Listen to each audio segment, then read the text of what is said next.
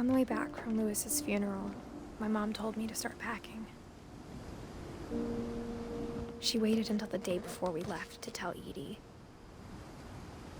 I'm not sure if she wanted to make it easier or harder.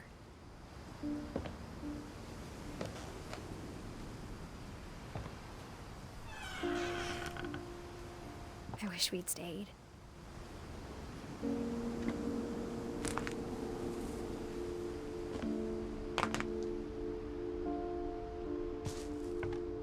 But I understand why we left.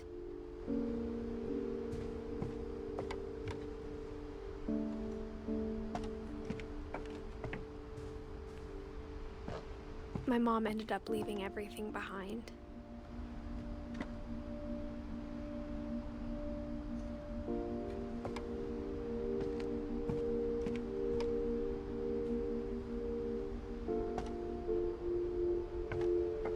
What happened that night had been coming for a long time. Maybe it should have come sooner.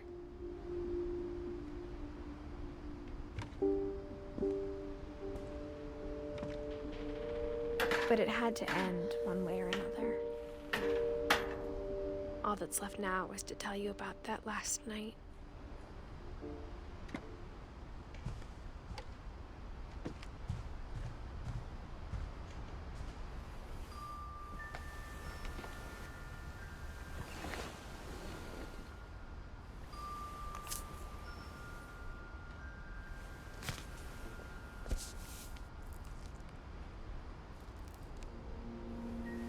That whole last day, Edie just watched us pack and didn't say a word.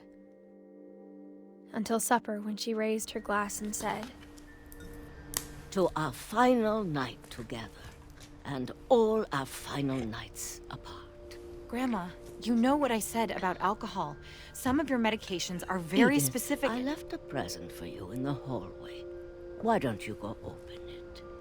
The grown-ups have to argue now. I'm sorry, you're right. We're all leaving tomorrow. Let's just enjoy our last... I'm not leaving. Edith, you're excused.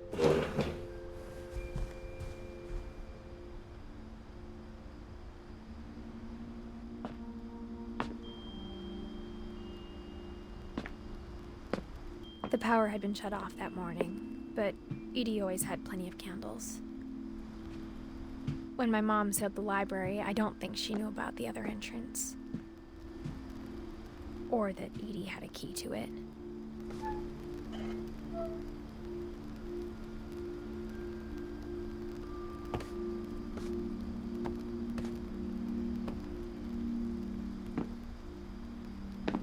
That thing you're afraid of isn't going to end when you leave the house.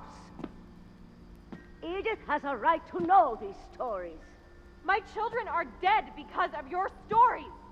I think it's best if Edith and I leave tonight.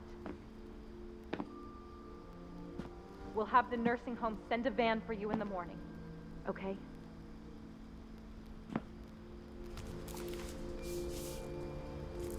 Dear Edith, there's so many stories I wish I could tell you, but there's only time for one.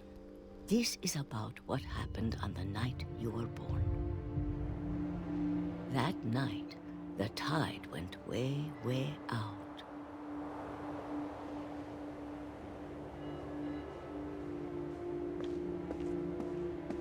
It was the first and last time I ever saw the old house aground. There'd been an earthquake out in the middle of the ocean. They called it the lowest tide in 1,000 years. God, it smelled awful. You know, I've seen that house every day of my life.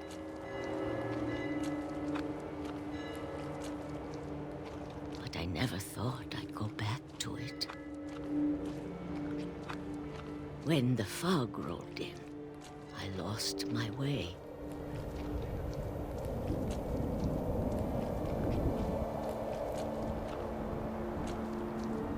I got turned around.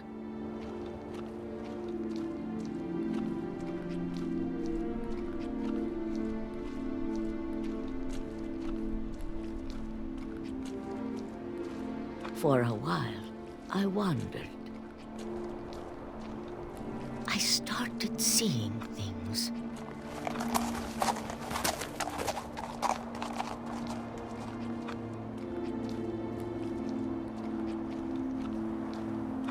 Things I'd forgotten had ever existed.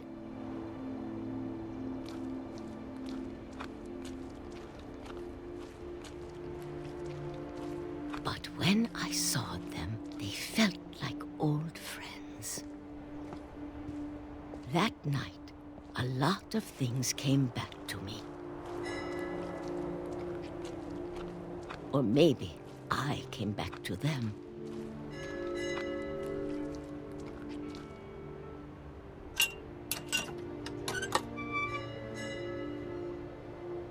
Things I can't explain, but that I need you to try and... Edith, what are you doing in here? It's mine. Edith! Mom, you're gonna rip it! Let go!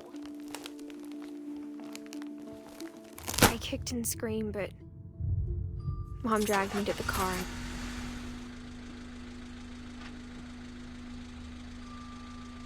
I never saw Great-Grandma Edie again. The next morning, the van came to pick her up, but she was already gone. After that, we moved around a lot.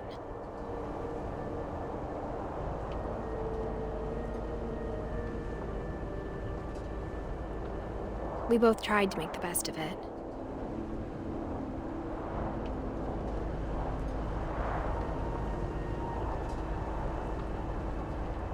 A few years went by.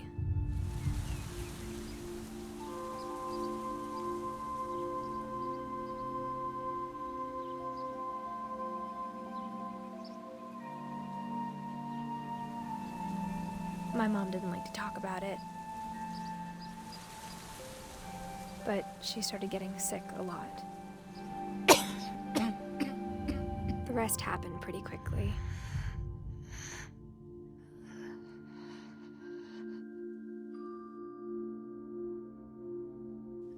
She got better for a while, and then she didn't.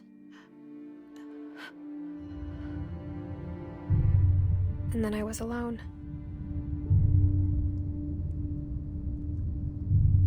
The last Finch left alive.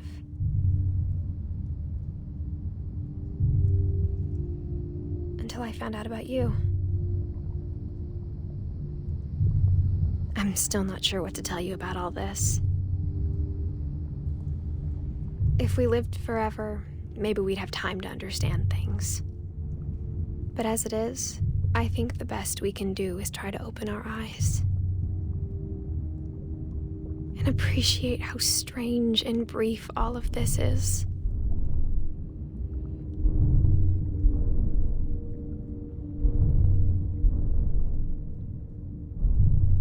This journal was supposed to be for you.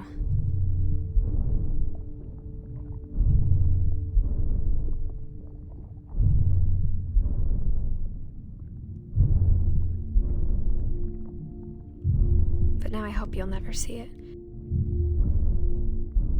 I just want to meet you and tell you all these stories myself. But I guess if you're reading this now, things didn't work out that way.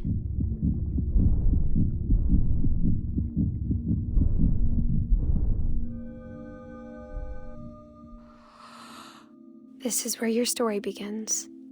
I'm sorry I won't be there to see it.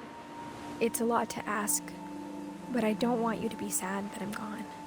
I want you to be amazed that any of us ever had a chance to be here at all. Good luck.